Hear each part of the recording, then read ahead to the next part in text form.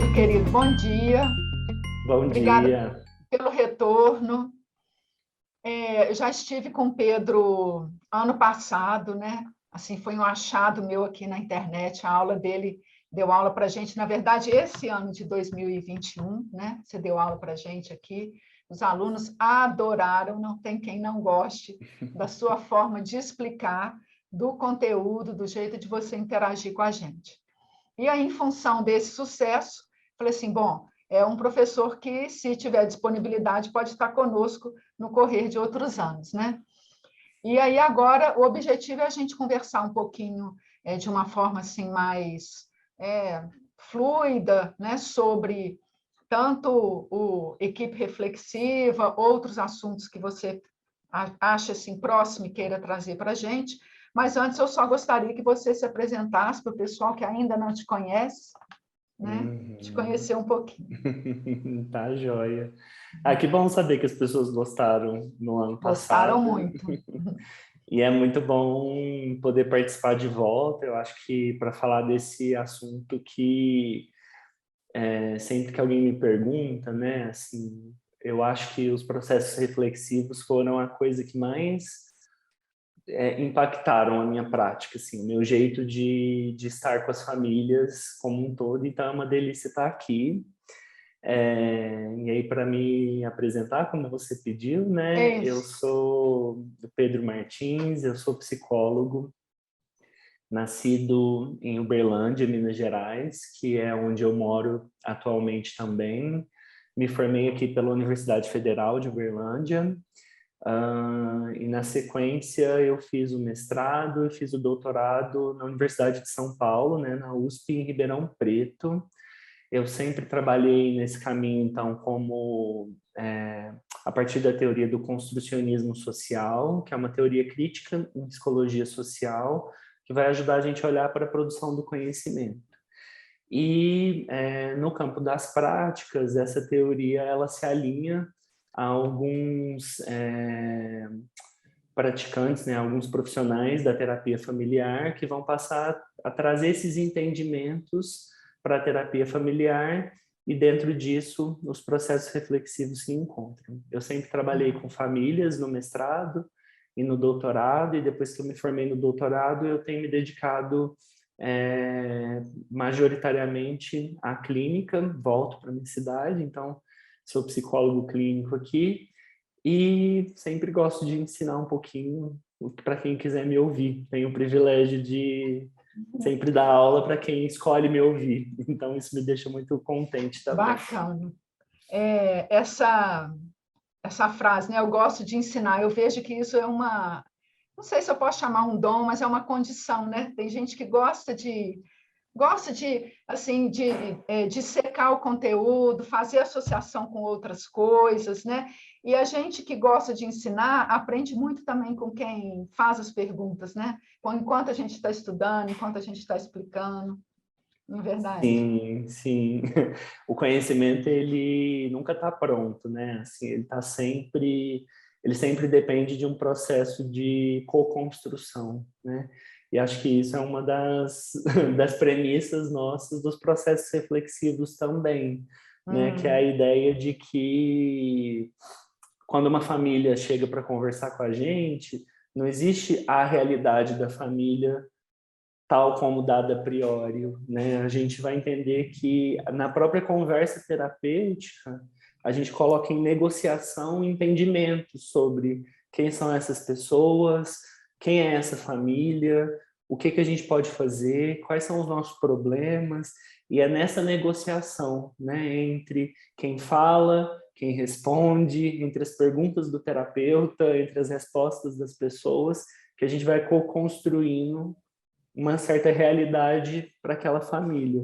Então, só estou pegando a deixa aqui, né, porque eu acho Uhum. que essa noção do conhecimento, ela é muito central para tudo que eu faço, assim. Então, a ideia de que as perguntas também participam da construção de respostas, né, do conhecimento, ela é Uhum. muito importante para mim.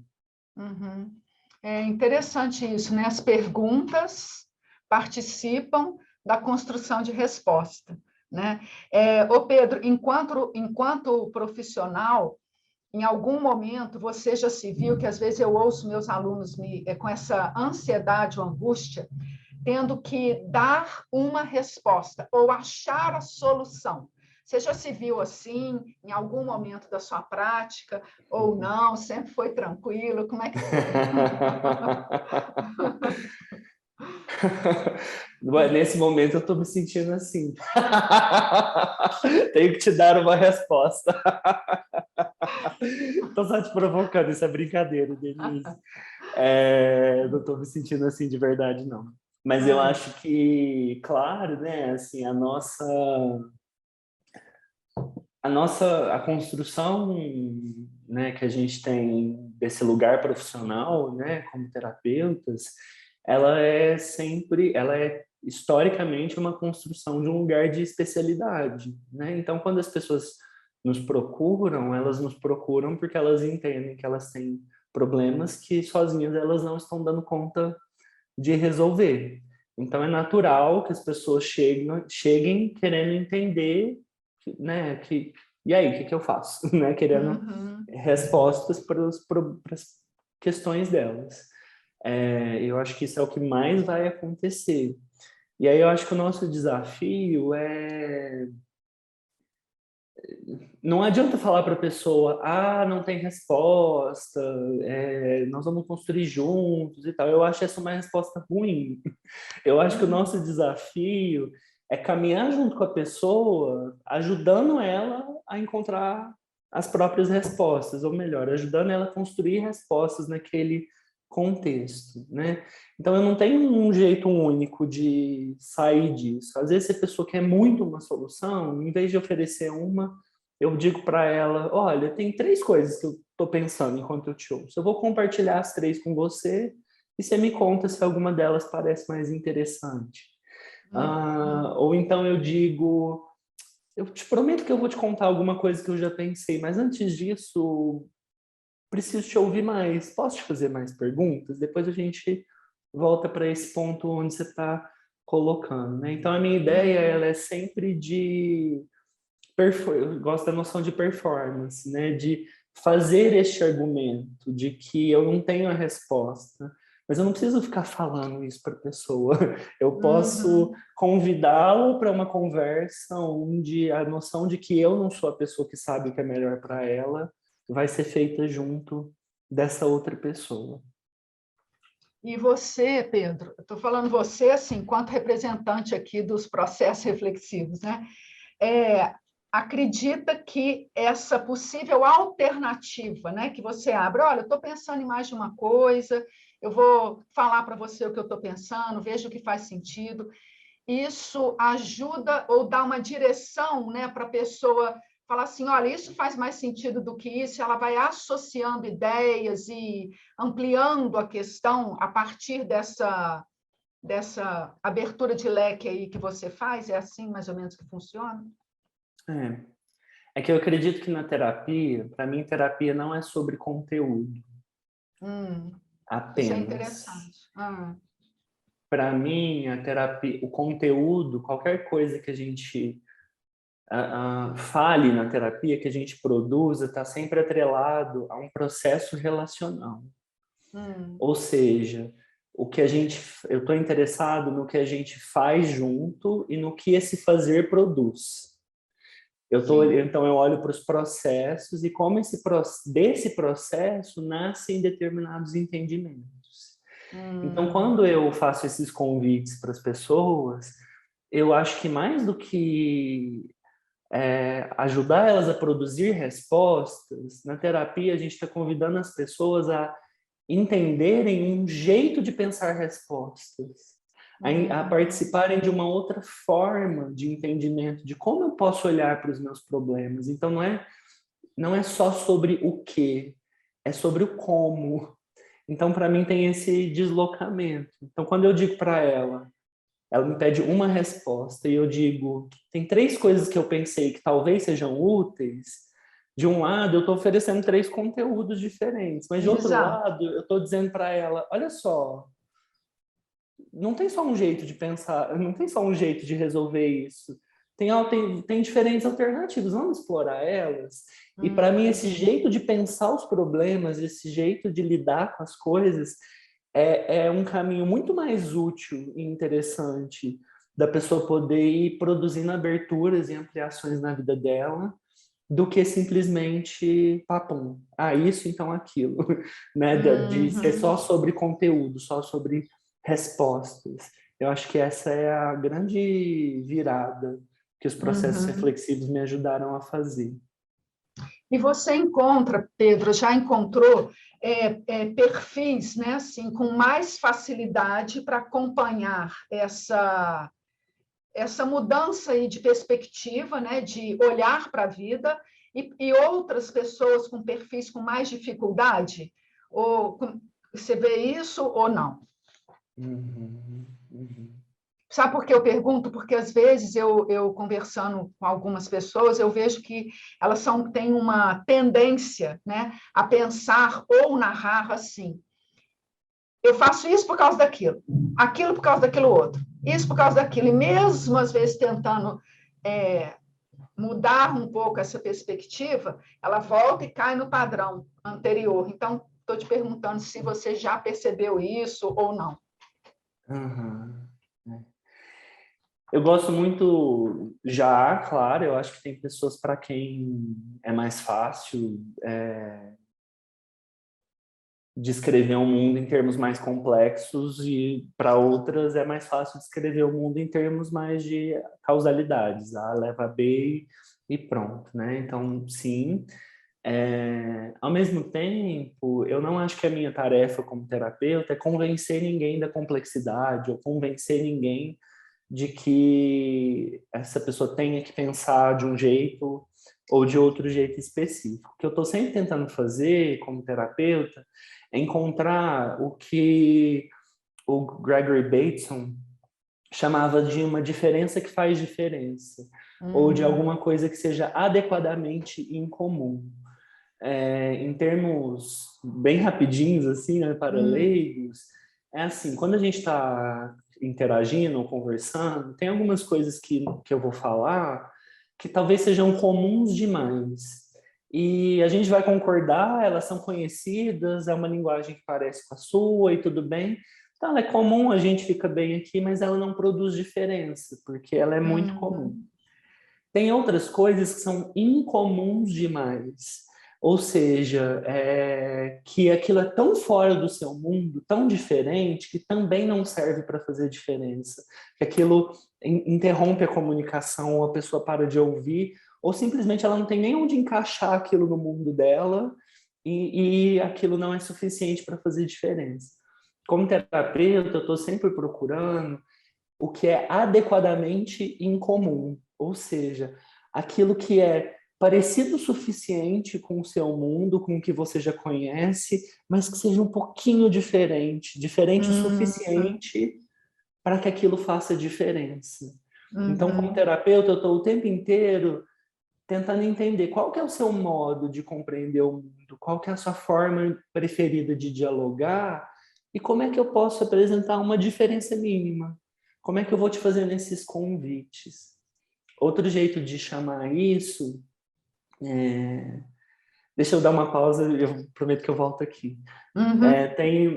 Há 2 anos atrás, eu e a Marina Arantes, que é a minha parceira num projeto que a gente tem chamado Intervenções Terapêuticas, a gente sentou para escrever um livro. E esse livro acabou chamando Como Ser um Bom Terapeuta, né? Que é um título que eu odeio, mas que o meu cara do marketing falou que tinha que ser assim, tinha que ser um como alguma coisa.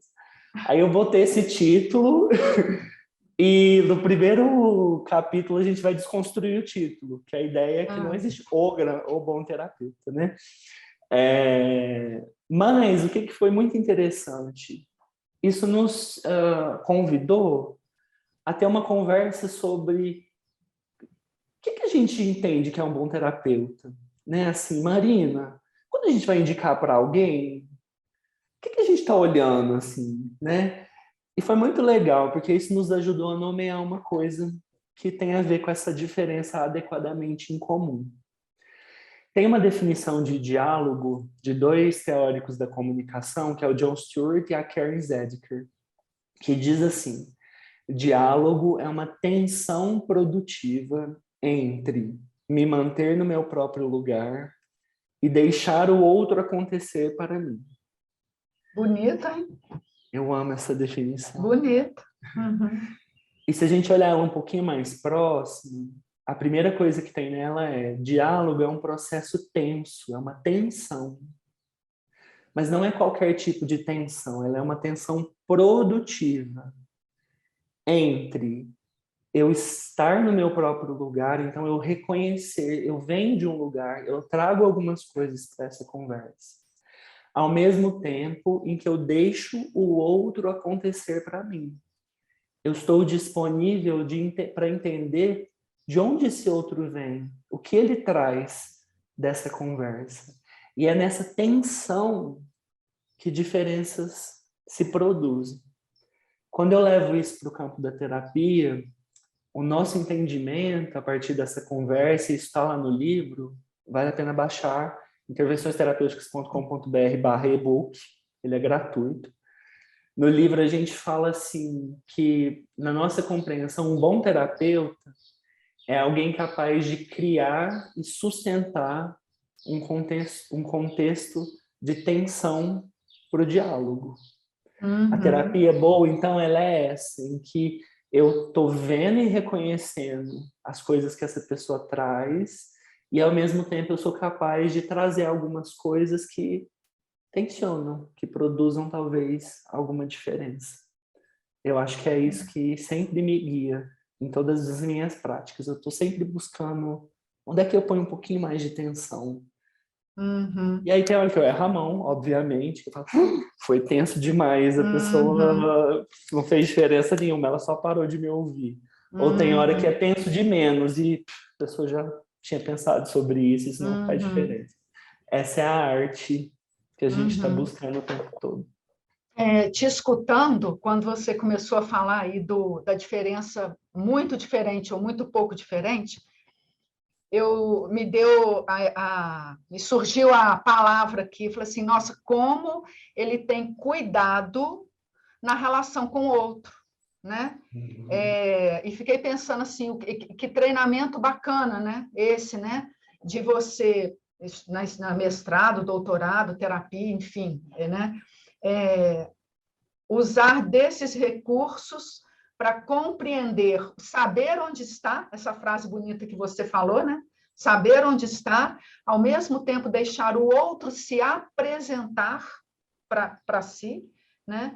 Então, me surgiu um pouco essa ideia do cuidado, que é você estar atento a muita coisa, não é pouca coisa, né, Pedro? Estar atento à palavra, estar atento ao tom, estar atento, talvez, até o calor da pessoa, ainda que à distância, né? Tem vários outros, digamos, sinais que a gente pode ver se ela está mais mole ou mais quente, né? E ver o que ela está trazendo, como você falou, de conteúdo e qual que é o que ela apresenta aí como padrão também no processo. Eu achei muito bonita, muito assim, muito profundo essa condição de cuidar do outro.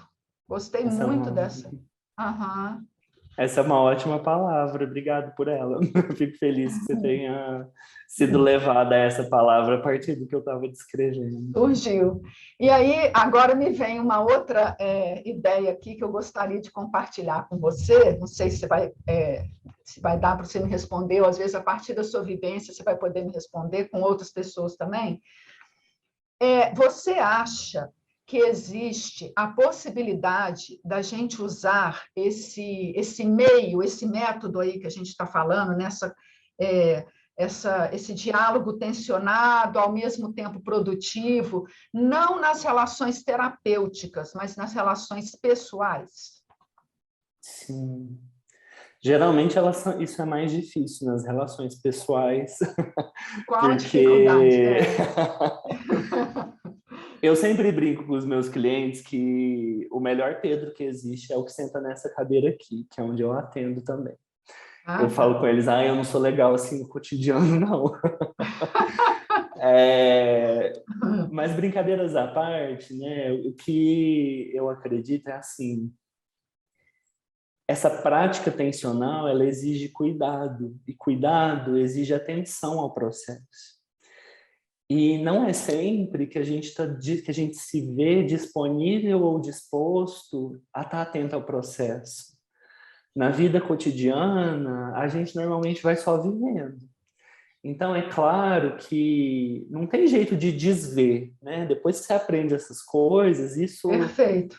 naturalmente você passa a enxergar o mundo nesses termos e você vai se dando Uhum. conta disso na vida. Mas, assim, eu acho que é um processo constante de relembrar, né? De estar atento, de se perguntar, tem outro jeito de fazer isso? Qual que foi o Uhum. efeito dessa minha fala nessa interação? Esse efeito é o que eu estava buscando? E se não era, como é que eu posso fazer outro convite? Então, eu acho que isso é possível de ser cuidado em qualquer contexto, mas na terapia eu tento sempre estar muito atento a isso o tempo todo. Na vida cotidiana, a gente acaba se perdendo algumas vezes, né? Então, Uhum. acho que especialmente naquelas relações onde a gente tem muitas certezas, onde a gente vê a vida naturalizada, a gente deixa de cuidar, a gente deixa de estar curioso, de estar interessado e a gente só vai. Então, eu acho que é um convite para a gente se lembrar disso. Assim. Uhum. E pensando na terapia, né, se a gente for pensar na terapia de família, muitas vezes as pessoas chegam desse lugar, né, de elas não se escutam mais ou elas não se interessam mais umas pelas outras. Elas já acreditaram que elas conhecem a outra e pronto, e portanto elas não precisam se ouvir. E aí essa postura do terapeuta, ela também vai convidando a família a poder se escutar de outro jeito, a poder se interessar novamente pela história do outro. Então, às vezes, quando o terapeuta se surpreende com alguma coisa, a pessoa fala: nossa, por que ele se surpreendeu com isso, que para mim é tão comum? Então, eu acho Uhum. que essa postura é uma postura que eu gosto de acreditar que pode ser contagiante e pode ser Uhum. muito transformadora em diferentes Uhum. relações. Uhum. Eu estou aqui um pouco impactada com essa frase, o quanto que é o que acontece muitas vezes nas relações do cotidiano, nossas, né, até nossas que somos profissionais nessa área, a gente naturaliza, você falou, acredita, né, tem certeza do que vê, né? Isso, sim. Como que essa certeza do que vê, ela muitas vezes reduz, né? Então, essa fala é muito comum, né? Eu sei como é que Uhum. ele vai responder, eu sei como que vai ser, eu já Uhum. desisti. Aí a gente escuta isso na clínica, né? Isso. E muitas Uhum. vezes a gente também vê ou enxerga dessa forma, né? Como que Uhum. essa certeza limita, né? Limita demais e limita, inclusive, quem a gente pode ser Quem a nessas gente pode ser. relações, Uhum, né? E eu acho que muito do sofrimento humano vem disso, assim, de a gente reconhecer e se saber possível demais, sabe, se conhecer de outras formas, mas se ver limitado dentro de determinados padrões interacionais a ser sempre aquela mesma coisa, né? A uhum, se tornar alguém que eu não gosto naquela uhum, mesma relação. E, uhum, portanto, como é que a gente transforma a interação de modo que caibam outras versões de nós nessa uhum, história? uhum. Feliz quem tem, digamos assim, vou falar agora na terminologia de Winnicott, que eu gosto muito, né? Ambientes facilitadores, né? Que são relações mais produtivas, né? Com essa possibilidade de abertura aí, né? Que vai Ah, ajudando a gente, a cada um de nós, a abrir portinha, né? Fecha uma, abre outra, né? Faz uma reflexão diferente. o John Schotter, que é um teórico muito querido, que ajudava o Tom Anderson, que é o grande nome dos processos reflexivos, a nomear, né, a dar nome para o que ele fazia. Ele chamava isso de construção de boas circunstâncias. Que eu acho que me remeteu, né, ao conceito do Winnicott. E aí eu gosto, esse é um bom jeito de olhar para a terapia para mim, pensar como a gente constrói uma boa circunstância para que outras coisas possam aparecer e surgir dentro dessas relações aqui. Então, construir boas circunstâncias ou ambientes facilitadores, né? É uma forma de atenção ao processo, né?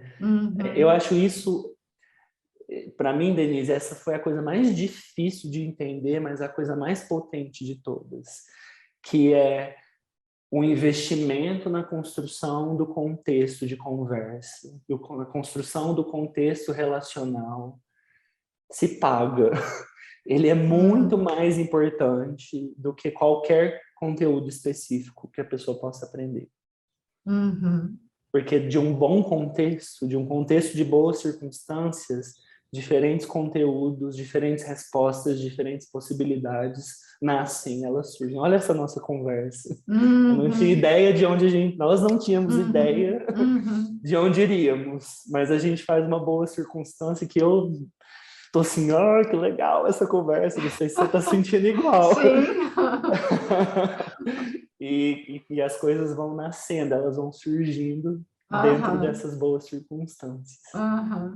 Eu estou aqui assim, vou falar com a Cláudia, eu consegui não avançar na aula e explorar outras coisas. Pedro. É a minha vontade, Pedro, sabe o que é a minha vontade agora? Que está me passando, é a mesma que eu tive quando a gente estava na aula em maio desse ano.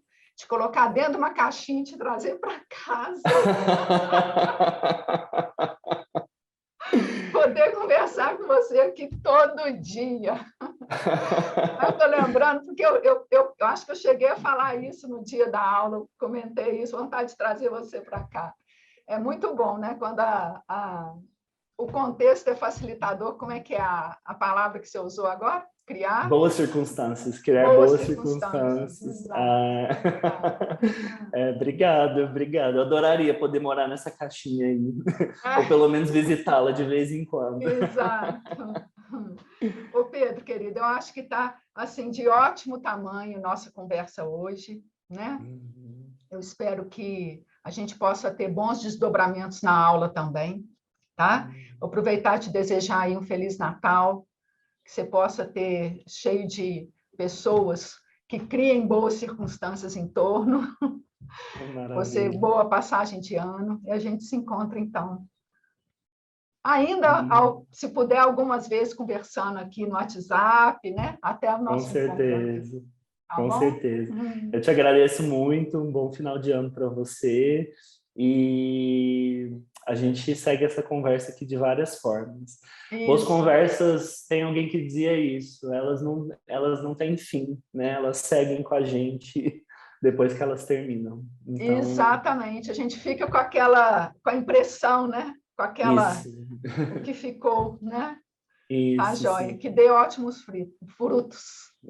Obrigado, querido. Obrigado, querido. Bom te ver. Muito bom.